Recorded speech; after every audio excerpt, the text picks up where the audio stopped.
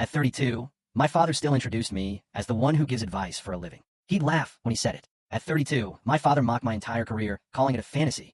But when his failing company was acquired by mine, and I became his boss's boss's boss, he finally realized his mistake, and it was glorious. 32 years old and still pursuing fantasies. My father's words sliced through the Thanksgiving dinner conversation like a dagger. The entire table fell silent, that awkward quiet that happens when someone says something so harsh no one knows whether to laugh or turn away. When will you get a real job, Ethan? I looked up from my plate of turkey and stuffing. My father, James Parker, sat at the head of the table like a monarch holding court. 60 years old, hands rough after 35 years of construction work, his face weathered from working outside. He wielded a fork at me like a weapon. Construction, he went on, getting to his point. That is a real job. Look at your brothers. Chris is a foreman now, with a team of 15. Michael oversees 3 job locations. But you, he said, laughing. Actually laughed. What are you even doing? Consultant? That's not a job. That's a fancy term for jobless. My uncles, Dad's brothers John and David, shifted uneasily in their chairs. My mother, Linda, stared down at her plate, her knuckles white around her fork. My brothers, Christopher and Michael, exchanged glances. Chris smirked. Michael, at least, had the courtesy to look sorry. My Aunt Sarah tried to deflect.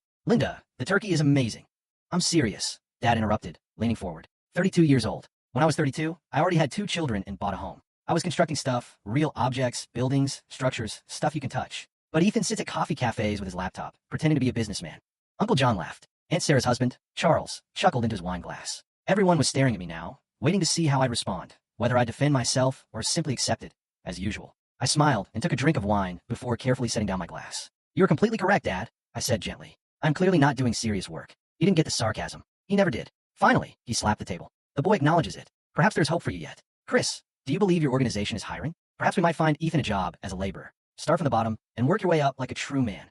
More laughs around the table. I checked my watch. 7:03 p.m. For minutes. What my father didn't know, and none of them knew, was that I'd spent the previous 6 years creating something from nothing. I started in a Seattle studio apartment with a used laptop, ramen, and ambition, building software to optimize supply chain logistics for construction enterprises. My first client was a small contractor for Portland. He paid me $600 to improve his inventory system. It saved him $40,000 the first year. Word spread. Within 20 months, I had 26 clients. Within 4 years, I established offices in 4 locations and 38 workers. Within 6 years, I had built the leading construction logistics consulting business on the West Coast. Last year, I sold it to Stratton Global Industries for $50 million. I didn't tell my family because I knew this would happen. My father would eventually go too far, mocking me in front of everyone and stating unequivocally that no matter what I accomplished, it would never be enough. And I've been preparing for just this. "Tell us what you do again, Ethan," Uncle David asked, beaming. "Is it synergy, disruption, or one of the other words?" "Strategic consulting," I spoke evenly. "Supply chain optimization, process improvement, digital transformation."